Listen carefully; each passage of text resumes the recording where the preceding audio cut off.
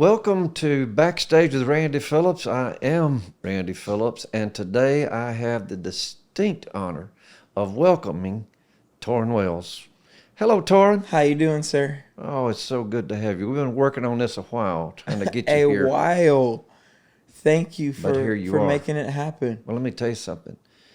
Backstage with Randy Phillips has 87 viewers. Viewers. No, just 87. 87,000 just downloads. 87. But after you, I believe we're going to break 100.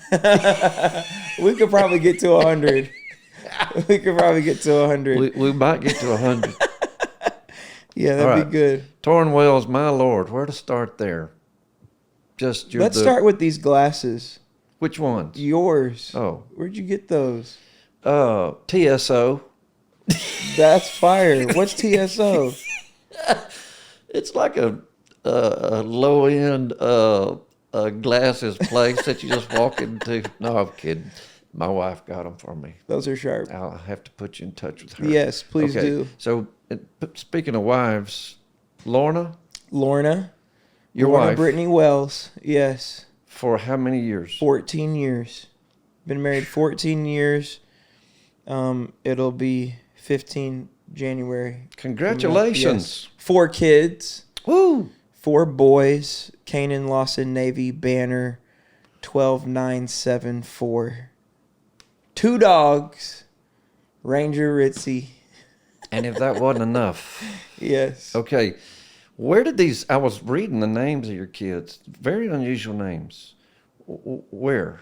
Well, when you have parents who have names like Lorna and Tauren, yeah, you can't have Billy, Bob, Richard, and Tim. Okay. You know, you got to... So, Banner? Banner, that's our youngest What's boy. What's that mean? Banner Paul. You know, Just it does have a meaning, but to us, it was just more Banner. like a cool name. Okay. Navy? Navy was the first name that we had. Okay. Before we had any kids, we were in Chicago, and we were driving past Navy Pier, and Lorna said it would be cool to have a baby named Navy.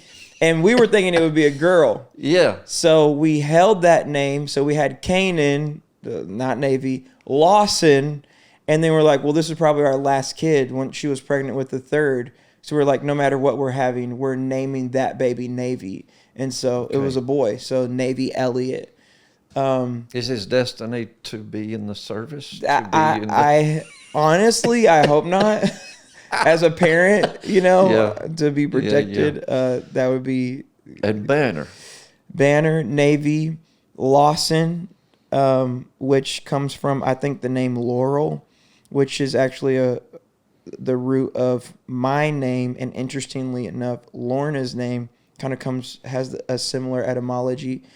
And then Kanan is from a story that happened in Bible college of another kid that I met while I was a student. We were traveling and we went and played at a church, and this kid, Kanan, was following me all around the church and sat on the front row and didn't know him at all. But when I went down to the altar to pray, he went down to the altar to pray, and at the end of the service, I was walking around, he was following me, and felt like the Lord spoke something to my heart that I've carried with me. And so he was named after that moment and that word from the Lord. Very cool. So love that. Now your wife is a Macy. Yes. Which were dear friends of my parents. Yes. And my sister. Mm-hmm. The Macys are great people. Wonderful. Great people. The best. Oh, the gold standard. My goodness. All right. Love them so much. Are you a preacher's kid? I'm not. Okay. Your dad, mom. My dad and mom. But your wife is. Yes. Lorna's parents have pastored in Houston for over 40 years. My goodness. Yeah, incredible faithfulness. Oh, They're Lord. amazing.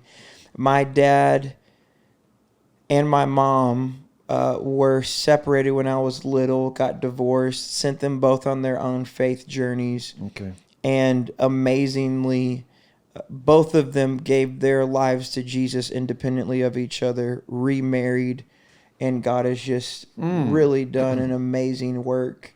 That's great. And both of those families And but my dad, awesome guy. I always tell people anything you like about me is the shadow of my dad, and anything you don't like, well, that's me. Same. But he's just With a me. fantastic man, and my mom's now, amazing. who's musical? Your mom, your dad, or They're both? both fairly musical. They met in music theater, Okay. and so in college, so they acted and performed and sang and all of that. But my dad was a musician, so played drums, phenomenal Wow. drummer, keyboards, studio in the basement. You know, he's That's where he's you still got your- sending me Yeah. YouTube links to like, you got to hear this guitar player. You got to. But he was the one playing the songs for me in the car and saying, "Do you hear the bass line? Let's listen to it again." Yeah. You know, so definitely got that love. That's where you got from the him. okay. Yes, sir. Did you grow up in church, or were you? I did. We started going when I was 9 years old. Okay. And I like to say that my dad ruined my weekend, I thought, because I was going to play street hockey with my friends. And he said, "We're going to church this weekend." And because of what I described to you, you know, we didn't go to church, you know. So it was a big deal. But he took me to J.C. Penney, got me a navy blue blazer. I got my khakis, you know, my little loafers. And we went to this little Pentecostal church in Battle Creek, Michigan. Okay. And it was small but beautiful, amazing people. And it was the first time that I walked into a room where I felt like people had been waiting for me. Oh. And it was Love really, that. that's why I just have always loved the local church. I Even know. getting to do what you and I get to do Yeah, I outside know. of that is so amazing. My heart has always been to recreate what I felt the first time I walked through the doors. Love that. Now, did you sing on the platform of that church? Did you I start did. singing? That was the first place. Well, I sang it, you know, at school for Yeah. talent shows and stuff like that. But that was the first.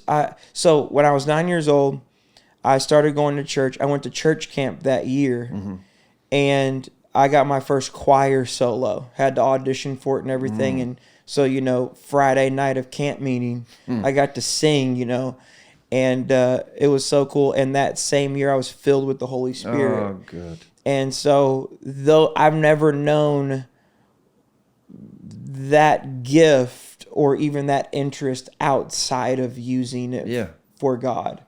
And so that's been my framework. It at that moment, did it crystallize to you? Did people say to you, "You got a great voice. Yes. You should pursue." It didn't crystallize for me, Yeah. but people definitely affirmed that. Right. You know, which was really, really great, but also there's a shadow side to being celebrated for what you're good at first, because it can dwarf your growth in other areas that you may be called to most. Yeah. But that gift doesn't necessarily present itself first. So God has been so gracious to use music and singing to lead me into, I believe, the ultimate things that God has called me to do.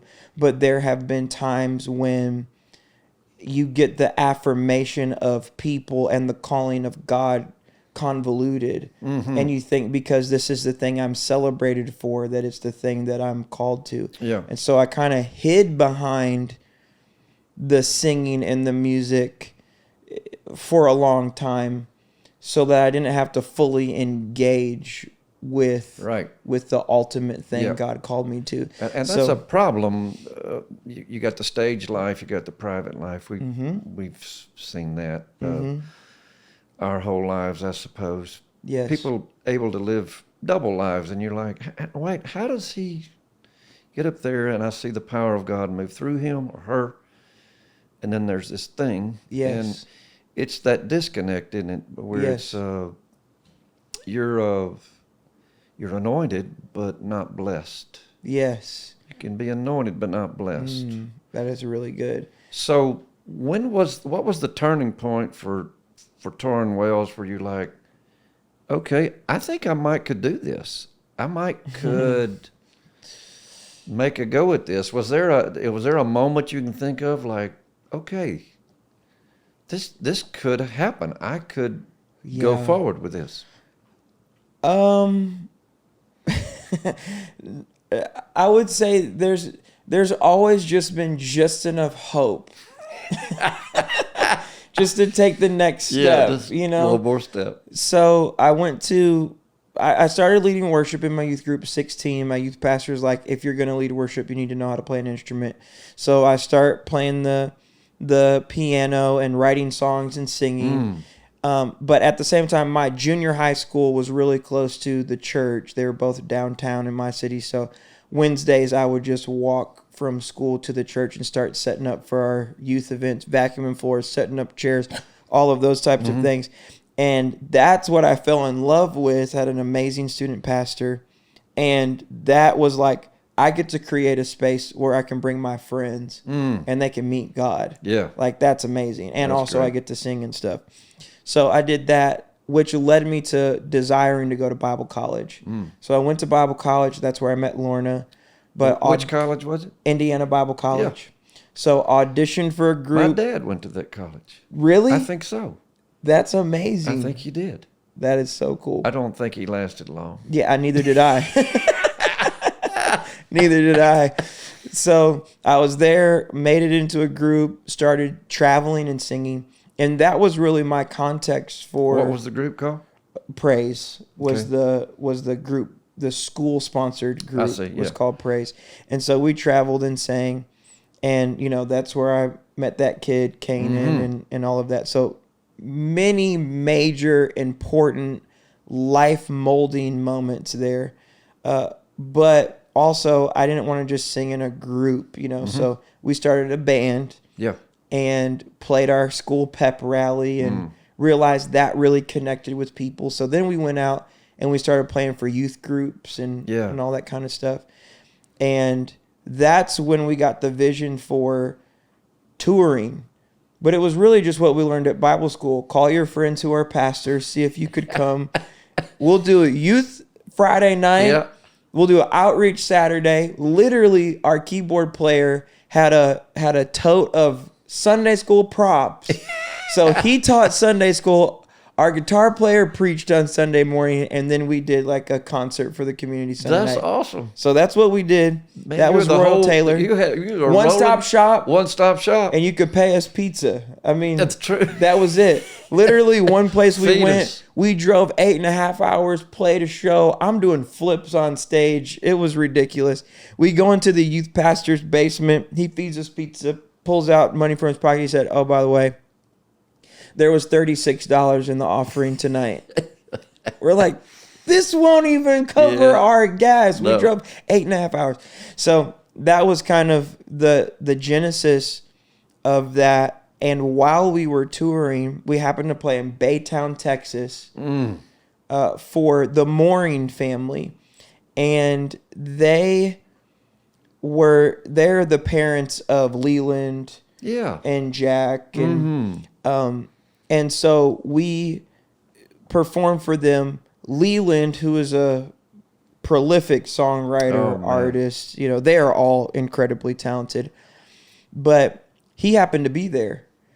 And he had just gotten back from a missions trip. We played. He went to the ATM, came back, gave us $500, which was like, we hadn't seen that much money before. Wow. We were like, wow, this is so kind, so generous. And he was like, man, we just believe in you. We bless you. And Mama Cindy is what we call her, his mom, just blessed us and said, don't despise the day of small beginnings. Man, just prophesying over. Yes, speaking life.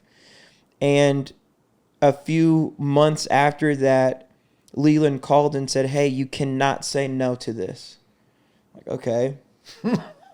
He said, there's a huge event that happens every week in Nashville. And right now the name of it is slipping my mind because they've changed the name of it. But, GMA Week. Yeah. GMA Week, which you've done several of these, I'm sure. So you go down, managers, artists, labels, everyone converges in Nashville. Yes. And he said, I want you to come. The guys come through. We're releasing our album, Love is on the Move. We'll be doing a listening party at the label. We want to introduce you to our A&R, booking agent, everybody. So we're like, okay, you know, we'd love to. He's like, we're paying for everything. We'll pay for your gas. We'll My put you in goodness. hotels, everything. And so we went down there, and they literally let us go with them everywhere they went. So we went to Provident, the label there, and we met Terry Hemmings, who was the president, and Jason MacArthur, who's the president of A&R, and Jeff Roberts, Jeff Roberts agency, Yeah. booking agent.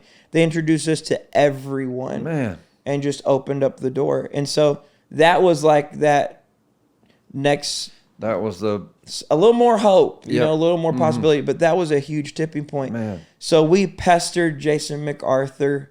We sent him our demos and everything. I think it took him 6 months to actually listen to it. We finally listened to it. We went back to the label, and he was like, we want to sign you. Funny thing, and this is where our story kind of connects in an interesting way.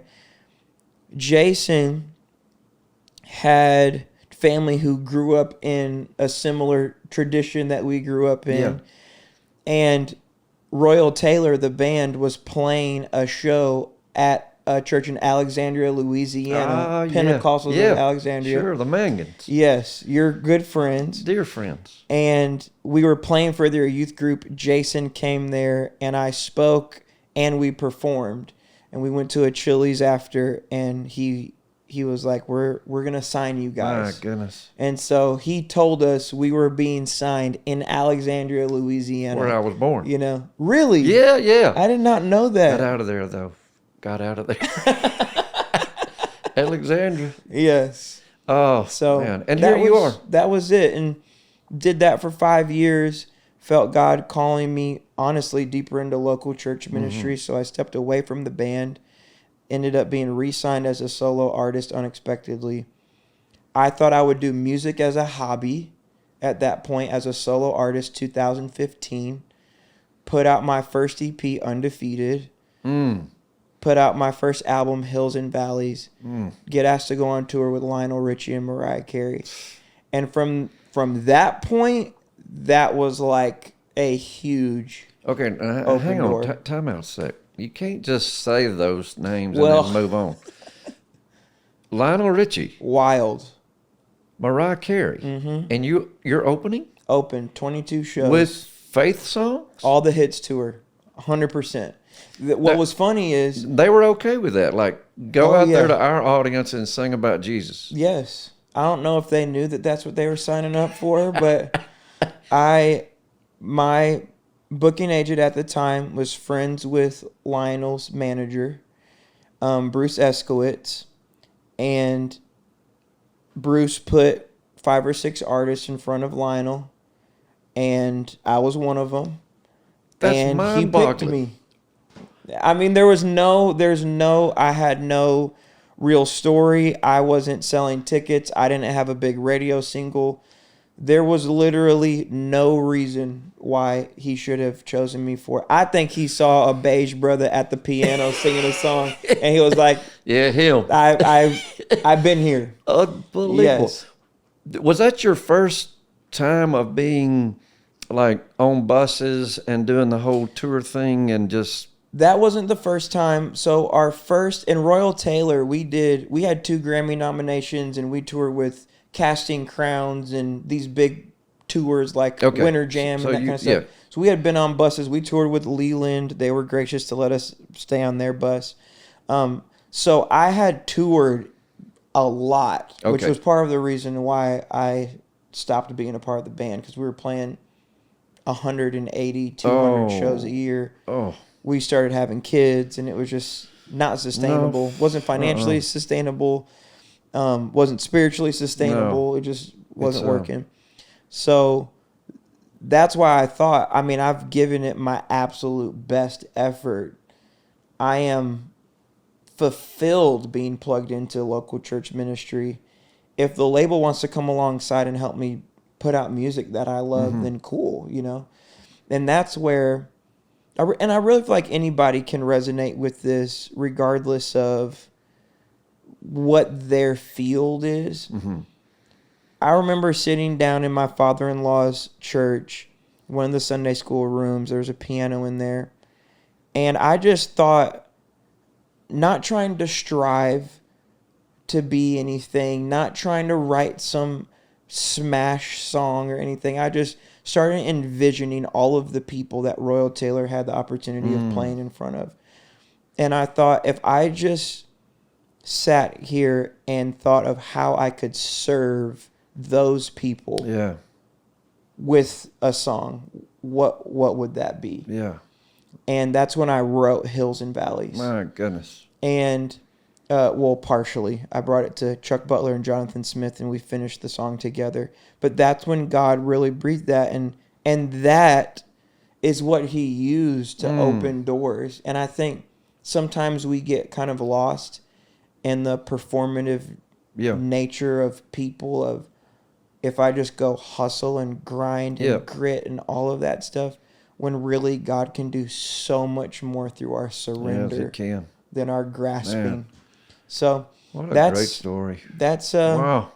And so, oh, I was going to tell you this. okay, go ahead. So the label asked me, this is a phenomenal opportunity to perform in front. I had 20 minutes in front of Lionel and Mariah's crowd. They're like, what are you going to do?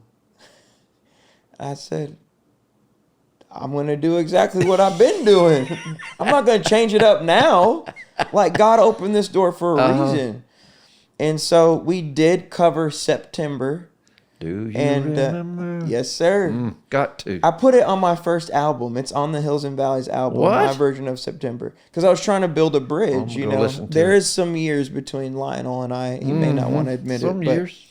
so I did September, then I just did a couple of my songs, and then I did God's Not Done With You, Hills and Valleys, Known, and ministered in those moments. And I remember people being on the front row in tears. Wow. You know, I had a lady come up to me after a show one night and say, I thought I was coming here for Lionel Richie and Mariah Carey, but God sent me here for you.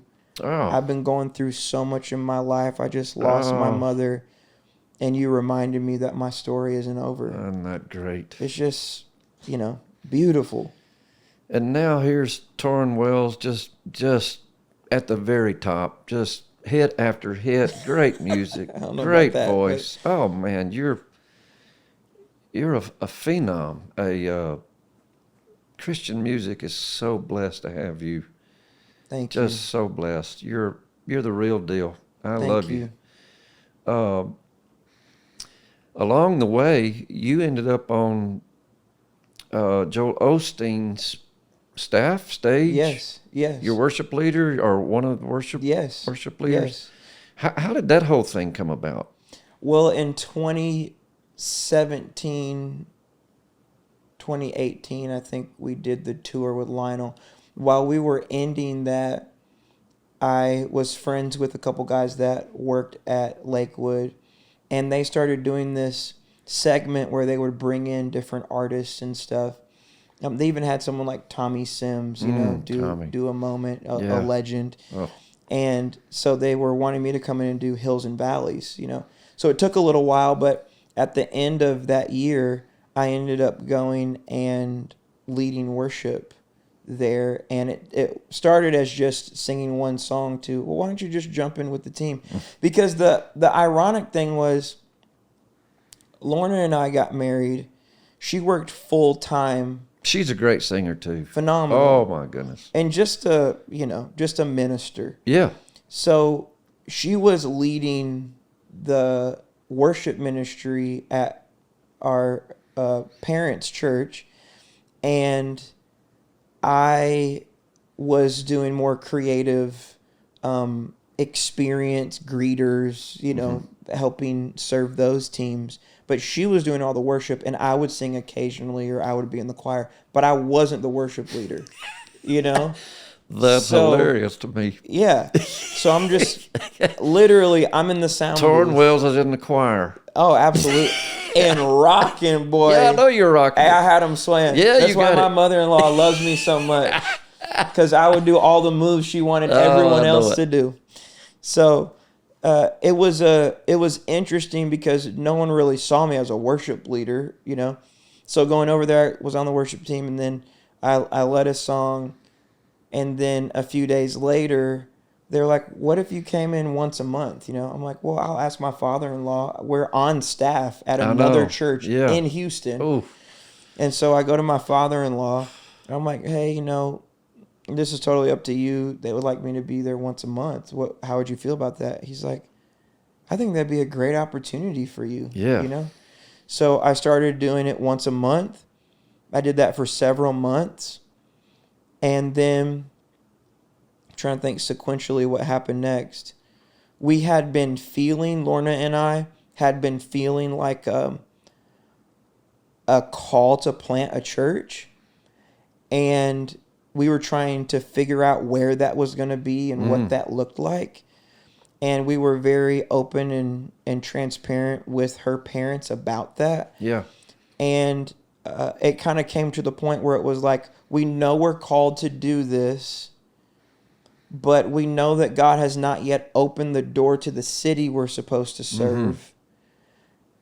But we need to go somewhere where we can become who God has called us to be. Yeah.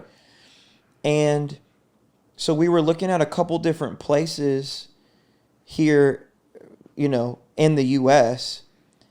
And kind of on a whim, one of the pastors at Lakewood was like, hey, we know you're called to plant a church and stuff, but you never know. Like, there could be an open door here at Lakewood. And I'm like, you don't really understand. We're in the same city. This could be contentious, And he was like, well, pray about it. You never know. So Lauren and I kind of tucked it into our heart. Have you ever watched your child struggle with making the right choice?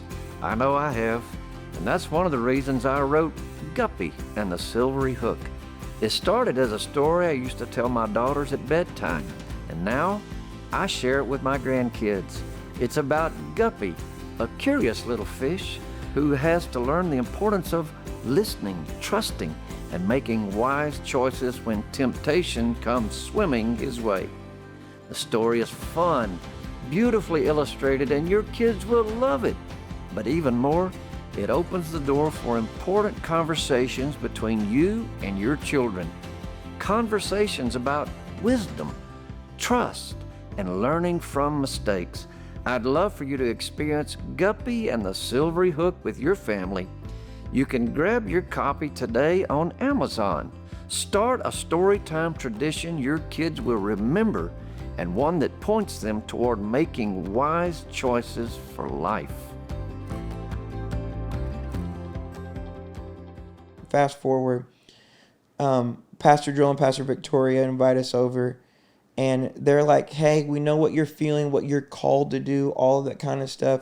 We know that you are making a choice to move, to pursue God, but, there's a place for you to land here, Wow. And I'm like, thank you so much. Yeah. That's amazing, but that's so unlikely. It just would not happen, So we go and we talk to my in-laws, and we're like, hey, we could move to this city, we could move to this city, but also, just full disclosure, there's an opportunity here at Lakewood.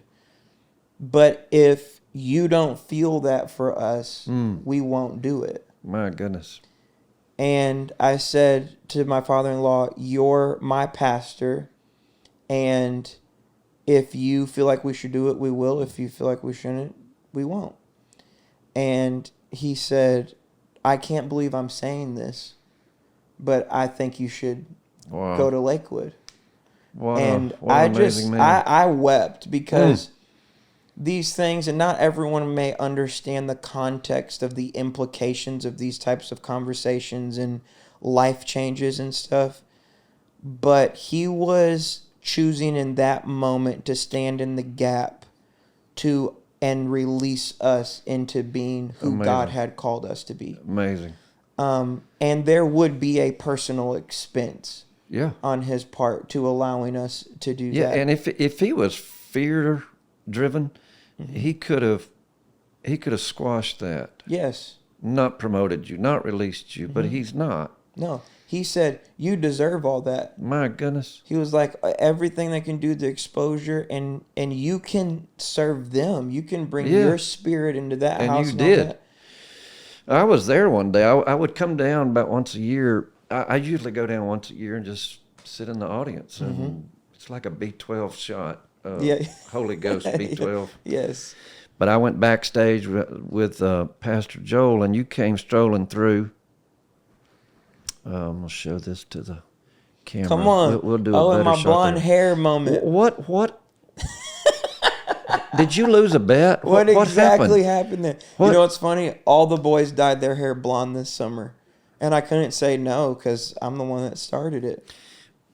What was happening in your life at that point? Were you going through a trial? Was it a... Well, I thought, I'm 37 at the time. Yes. I'm like, if I'm going to dye my hair blonde or do anything extreme, I have to do it now. Because Okay. if I do it when I'm 40, it's a midlife crisis. So what do you think?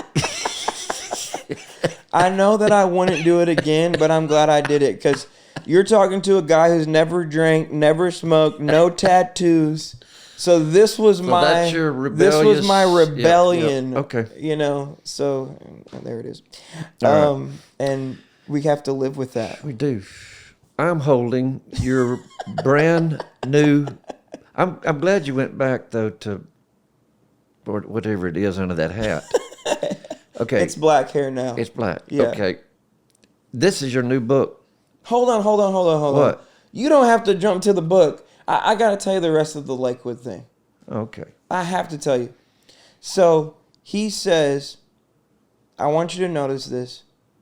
You have a submissive spirit. This is my Who is father-in-law. this talking? This is my father-in-law. Pastor Macy. Yes, you have a submissive spirit. I'll never use your submission against you. Oh, I wanted that to be said wow. because if you are a leader of people on any level, in any way, shape, or form, and someone gives you loyalty My word. and empowers you and believes in you, and you actually submit, like, honor truly is the currency of elevation.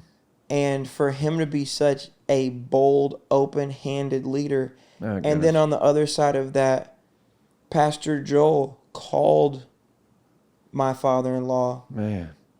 He and Victoria and my in-laws had lunch, talked through the whole thing. They're friends now. My goodness. So we had a transfer to another church in our city that was completely godly. Because you had two big leaders. Man. Which is just... That's the way it should be. Yes, But which it's is one of the just things not. that I love about you. Thank you. Which I brag about you all the time. Just Thank you. the way that you've welcomed us into this city and Well, allowed I us want to to talk about stand that on in your just shoulders. a second. Miss Dodie Osteen, as we're sitting here, I don't know when people are viewing this, but Dodie Osteen, Pastor Joel's mother, what an incredible lady. She Amazing. reminded me of my mother so much. When I Really? would go there, she didn't know me, but she would act like she did, and Yes. she like I was her son or something. Yes. I remember going to hear you sing there and hear Pastor Joel preach, sitting on the front row. Oh man, you were so good. Oh, And that God. team, The team's phenomenal. and then Pastor Joel. But there's this prayer moment, and they say, Oh, let's yes. pray. If you need prayer, come. So Miss Dodie, she says, go over there and pray for that. go over there and pray for that man behind you. He's he's struggling. Go over there and pray for him. I'm thinking to myself, I'm a guest here. Yeah. I'm not one of the pastors. She knew. I'm just here Yeah. to be prayed for as well. Yeah. No, go over there. Yeah, no, she knew. She could see the anointing. So I went over there. I prayed for the man. He didn't know who I was, but That's awesome. I I walked love by that. her one time in the green room and I said, I don't know what I was thinking. I was just kind of on the move and I saw her and I said, hey girl. Miss Dodie, hey girl. I said, hey girl. And she looked at me and she came over to me later. She said, I like when you call me girl. She was the best. Oh, the best. Amazing. All right. Joy Bomb, Tauren Wells, first book you've ever written? First book. Yes, sir. What was that experience like? First of all, what is Joy Bomb? It sounds dangerous. It is. Joy is dangerous. Joy is dangerous to the powers that want to sabotage your contentment and your fulfillment. Okay. Joy is a weapon. Joy is a fortress. Joy is a person. And so through this book, what I attempted to do was take Matthew 5, probably one of the most famous portions of Scripture, which is the Beatitudes, the Sermon on the Mount, and blessed are the poor in spirit, blessed are those who mourn, blessed are the merciful, blessed are the peacemakers. All of those. The word blessed in the original language means happy. And so I try to set this up for people, like, you have to understand the implications of this moment. God put on skin, stepped into earth, sat down on a hillside to deliver a message that he knew would be recorded and repeated throughout human history. And the first word he says to everyone is happy. Happy. The preeminent thing that God desires is for our contentment to be so fulfilled in him that the mark of our life is joy. And so every one of those Beatitudes is actually a framework for how to experience happiness. Love that. Love that. What's your favorite chapter in here? Happy are the spiritually bankrupt, desperately sad, intentionally humble, insatiably hungry, unreasonably forgiving. That sounds like a good one. It is. Passionately pure, relentlessly peaceful, willingly persecuted. Willingly persecuted. What? Yeah. So did you have a chapter where you thought, man, they're all good. They're all great chapters. But was there one that like, that one captures my soul? I think, honestly, the first one, well, there's a few. The humility chapter, I think, is one of the most important messages, and essentially it's this, that it's the scriptures, blessed are the meek, for they will inherit the earth. And so it's a breakdown of what meekness actually is and the difference between meekness and humility, but we do focus on humility, and that God puts his greatest gifts on the bottom shelf where only the people who are willing to get low can reach them. Oh, that's good. And there's so much in our culture of puff up, see me, follow me, listen to me, value me, that really we don't go further by aiming higher. We can actually go further by getting lower. And so I love that. The inverted laws of God. Yes.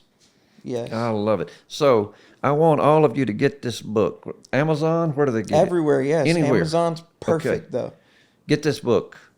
Joy Bomb. The Life Tauren Family Wells. Bookstore is amazing. And he'll sign every book. If you'll buy it today, he'll sign it.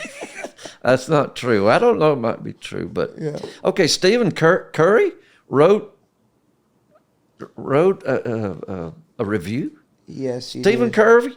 Yeah. That's Stephen Curry. Stephen Curry. Sorry. Yeah, it's okay. Sorry, Stephen to me, Stephen to you. Yeah. Same thing. Wardell. Yeah, is his name. Yeah, he did. He's become a friend. He's an amazing supporter, and it's actually a wild story how we got connected. Several years back, Tony Bennett and the University of Virginia men's basketball team won the national championship. The year before, they were seeded number 1, and they lost to the number 16 seed. So they were expected to go all the way. They were out the first round. The next year, they came back. They make it all the way to the finals. And he's in the locker room before the game, and he calls the team together. And he says, hey, guys, I want to play a song for you, because we've been on the mountain, we've been in the valley, but God's been faithful through it all. He plays Hills and Valleys, one of my songs, for the team, okay? They come out, they win the national championship. Cameras are on, national television, all the guys got their arms around each other, half court, and Tony Bennett tells that story.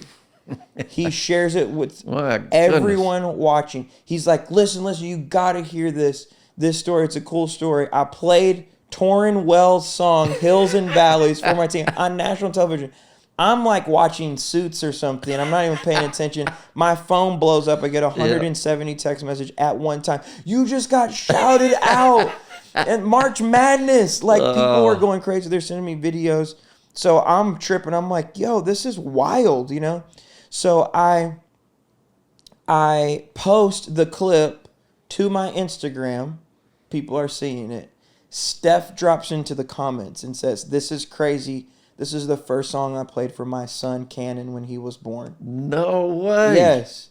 So then I'm like, do I comment back? Do I DM him? I want to see if he follows me. He's following me.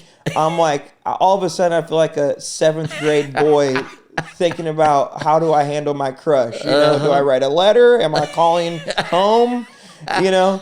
So I waited several months to message him, and he ended up coming to a show with his girls. Man. And so I asked him, which he is a player, I would say, that's defined by joy. His life's defined by joy and solid. Every time I see him interviewed, wherever it is, he gives God praise. He's so good about that. Yes, so Steph genuine. Curry. All right. Stephen Curry, as his close Stephen, friends if call you're him. close friends. But Steph, if you It's know, just a right reserved for a few. Yeah. Very few do that. I mean, he don't allow very many, but just me and a couple others. Love you, Stephen. You come to Austin, and you start a church in the middle of being on Joel Osteen's platform, one of the largest television audiences in the world, Christian audiences in the world for that. Mm-hmm. You're before thousands, tens of thousands of people every week. You're on tour. You've got #1 songs. And in the middle of all that, hey, I know what we'll do. Let's plant a church, because that's so easy. Light work. And you'll come to Austin with really nobody here. Mm-hmm. I mean, no family. Lorna has aunt and uncle and some cousins here in Georgetown. Okay. But you drop into Leander, Georgetown area, and find this place. What was that like? Just like, I know that'd been in your spirit for a long time, but now that you've been in it for a year or 2 years? 18 months. 18 months. Yes, sir. Has it been what you thought it would be? Has it been more arduous, more grinding? It's pretty brutal. It's more wonderful and more painful than I anticipated. Well said. It really is. God put it in my heart to plant a church when I was 21 years old. Mm-hmm. It's really all I've ever really passionately desired to do. I have viewed every season up to this season as preparation for it in some way, shape, or form. And originally, 2015, 2016, we had our wedding anniversary, and we went to Boston and thought we would plant Whitestone in Boston, and traveled all around all of those little pockets of those cities. And I even did like a small show there with the radio station just to get a feel for the city and all of that. And then we ended up going to Lakewood. Yeah. We were at Lakewood for 5 years. It was a year of grace for us. We really needed it. We were not prepared to go plant. But we had Whitestone, the name, the values, the idea in our heart from that point. And so we were traveling through Austin several summers ago now to go to Lake Travis, and we went through Cedar Park and we crossed Whitestone Boulevard. Whoa. And we were like, that's the name of that church that we want to plant. That's crazy. And then Lauren's like, well, I've got family in Georgetown, you know. I'm like, you know. So we started praying about it. Yeah. I told Pastor Joel that before he hired me, I told him what was in my heart. And so he was like, well, I hope you stay here forever, but when that time comes, if that time comes, we'll support you. So a couple years before we made the move, I brought Pastor Joel and Pastor Nick Nilsson in, and I said, hey, I just want to know, do you see this in me? Like, am I trying to grab a hold of something that is not in me? And they both affirmed the call of being a pastor. And they said, you won't know until you go go investigate. So we spent some time in Georgetown, and we were driving through Georgetown. I was telling my cousin Clayton and Megan about Whitestone, and I started seeing Whitestone Dentistry and Whitestone Veterinary Clinic and all this Whitestone stuff. I'm like, okay, why is everything called Whitestone around here? And at that time, we were driving past the quarry. And Clayton was like, that quarry is where they dig out Texas limestone. They call Texas limestone Whitestone. Wow. He said Austin is built on Whitestone. True. And that was, I got the Holy Ghost. So I was ready to jump out of my car and just run around. And I just felt a confirmation. So we knew that we had the location. And then we said, God, we don't want to ask a single person for a single resource. If you're calling us to this, confirm it with your resources. I prayed that prayer on my way to Pastor Joel's house. I went in, I did a podcast interview with him, had my phone off, got back in the car, turned my phone on. I had a text from a friend of mine who owns a massive international company. And he said, hey, man, we're putting together our budget for next year. Anything that's on your heart is on our heart. Anything that's important to you is important to us. Let us know how we can support. That day. Whoa. And so we knew now's the time. So we put our house up for sale, and we rented a little house in Georgetown and moved. Man, and it's just, thousands of people in your church after 18 months. Yes, sir. Incredible. I'm so glad you're here in this city with me. Man, you're doing so good. So proud of you. Thank you. Question I get occasionally is, if you could sing or preach only one, which one would you do? If you could sing or preach only one, which one would you do? Preach. Really? Yeah. When you come to a sermon, you're developing a sermon, researching a sermon, do you approach it like you do songwriting, where you kind of have the hook, you build around it, or is it? That's a good question. I haven't been doing it long enough to really have a system yet. Now, you're preaching every Sunday that you're in town. Yes. I preach about 39, 40 weekends a year. My goodness. At home. And then you go out and sing, come back home. So there's not a lot of Saturday night concerts then, I guess, right? I try to do as few Saturday nights as possible. But you can't get home. Correct. Yes. Unless that fella would write into his budget. If somebody wants to send your boy a plane, an airplane for Tauren we Wells. can do work for the Lord. And Stephen Curry might get on that plane. Stephen would. I bet Stephen would pay for it. He could fund it. Come on, Stephen. Or Steph, whatever you want to be called. Hey, I'll call you whatever you want. You want to send me a plane. Well, and I'm not saying that to be pretentious. This is what people don't understand if you're just not in this life. Like, what I feel called from God to bring, I have to be in the room to do it. That's just the season of my life. But I'm called to, like a bivocational pastor. So I'm called to be at home on Sunday, and we're called to people all over the world. Yeah. And that just is what it is. And so we're doing everything that we can to just love and serve people with everything that we got. Oh, you're doing so good. Does your wife, has she taken to it as well, or is it? Oh yeah. There's the painful part. There's the blessing part, and the blessing part's wonderful. When you see lives transformed, people come and link up with you shoulder to shoulder, helping you advance your church. And there's that painful part. That can be tougher sometimes on the ladies. It is. They carry a different has she prepared emotional in her weight. heart for that? I think so. Okay. I think God's been building her for it her whole life. Okay.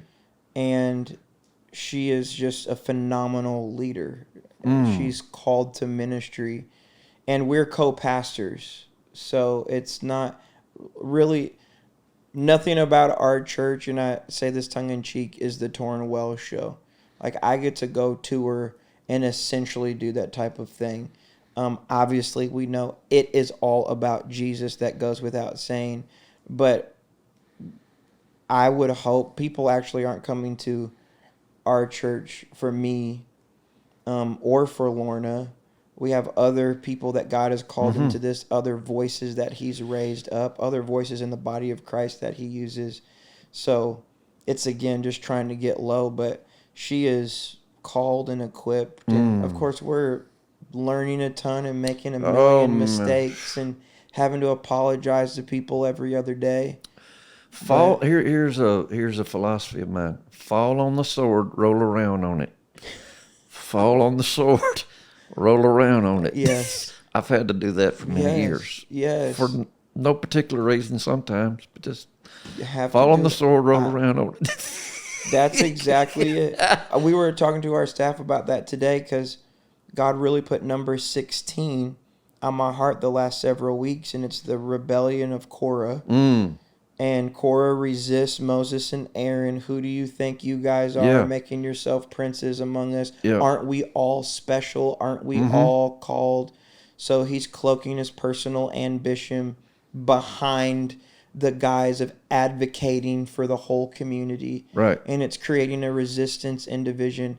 And throughout that whole chapter, the scripture says repeatedly, every time Moses is accused or criticized, it says Moses falls down on his face. He does not do anything in the chapter until after he has fallen down on his face. So when you say fall down on the sword and roll around on it, like, that is the hidden cost of leadership that people don't see. You think leader, you think you're just bossing people around, telling them what to do. What my father-in-law told me was people are 800-pound gorillas. They do what they want. Yep. So true. And I found that to be true. And really, our goal is to fall on our face, stand in the gap, pray for them, protect them, direct them, correct them, and love if necessary. But ultimately, they all belong to God, not me. They do. And that gives me a lot of peace, honestly. That's how I take it all off every day. Well, you're amazing. I love you. What an Not honor really, but just to be in this space with you. You're just such a credit to the kingdom. You have a life of integrity. You're phenomenal creative, great singer, writer, pastor. Man, you're just doing it. Thank you. Thank you I'm so glad I much. just get to see this, Well, thank be you. part of it a little bit. I'm not just saying this, but we're standing on your shoulders and your family's shoulders. Thank And you. I talked about this at length when you let us do our concert in one of your buildings. Of But course. y'all have been digging and plowing and sowing, and I just feel like we're just answers to the prayers of, Lord, would you send hands for the harvest? And we know that a lot of the people that are coming to faith in Jesus, it's because of the prayers and the work and the time and the tears and the falling on the sword and rolling around on it that you've done. And it just speaks to the type of man that you are. You know, I was very anxious coming here with wonderful churches and wonderful pastors and trying to build bridges and relationships. And at one point you felt my sense of urgency and you were like, hey, Tauren, I'm happy to talk to you, but just relax. Like, we're It's good. all We're good. glad you're here. We're good. And you were willing to sit down with me Yeah. and bless us. Mm. And I really can't say how much that means. Well, thank you. It means more than we can really quantify. Well, I appreciate So that. thank you. Yes, sir. You're amazing. So thank you all for joining us today. Tauren Wells, amazing. Get his book, Joy Bomb. And if you're in Austin, when you're in Austin, which everybody should come here and visit, and then go Yes. home. But when you come here to visit, come to Whitestone. Whitestone Church? Church of Whitestone. Church of Whitestone. Yes. And hear Tauren Wells not only sing, my goodness, but preach. And then when you leave his church, come over I was going to say, we've got enough service times and you've got enough locations where you could go 2 churches in one day. And you could hit both of them. Yeah. And I can't sing like Tauren. I'm a lot better looking. That's right. Better glasses for sure. I love you, friend. Love Thank you you. too, sir. Thank you for being here. Yes, sir. Thank you.